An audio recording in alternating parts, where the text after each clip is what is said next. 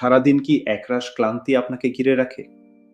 সকালে ঘুম থেকে উঠেও মনে হচ্ছে শরীর চলছে না, অথচ আপনি জানেন না কেন। আগের রিলে আমরা ডিহাইড্রেশন নিয়ে কথা বলেছিলাম, কিন্তু সব ক্লান্তির কারণ কিন্তু জল কম খাওয়া নয়। অনেক সময় শরীরে আয়রনের অভাব বা আয়রন ডিফিসিয়েন্সি আপনার এই এনার্জি ক্রাইসিসের বড় কারণ হতে পারে। আয়রন আমাদের শরীরে হিমোগ্লোবিন তৈরিতে সাহায্য করে। এই হিমোগ্লোবিনের কাজ হলো শরীরের কোষে কোষে অক্সিজেন পৌঁছে দেওয়া। শরীরে আয়রন কমে গেলে হিমোগ্লোবিনও কমতে থাকে। ফলে আপনার হার্ট ও ফুসফুসকে অনেক বেশি পরিশ্রম করতে হয় শরীরকে সচল রাখতে।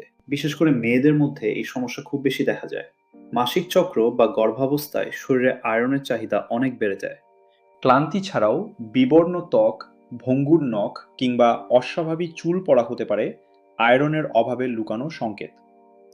সিঁড়ি দিয়ে উঠতে গেলে কি হাঁপিয়ে যাচ্ছেন? সব ক্লান্তি কিন্তু উইকনেস নয়।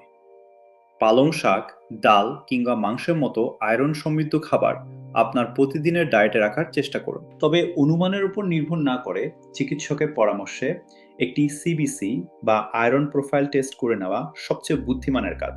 আপনার শরীর যখন সিগন্যাল দিচ্ছে তখন সেটা অবহেলা করবেন না। সঠিক সময়ে ব্যবস্থা নিলে আপনি আবার ফিরে পেতে পারেন আপনার হারানো প্রাণশক্তি। এমন আরও পরিষ্কার স্বাস্থ্য টিপস পেতে এখনই সাবস্ক্রাইব করুন। আমি ডাক্তার অনুরাগ হালদার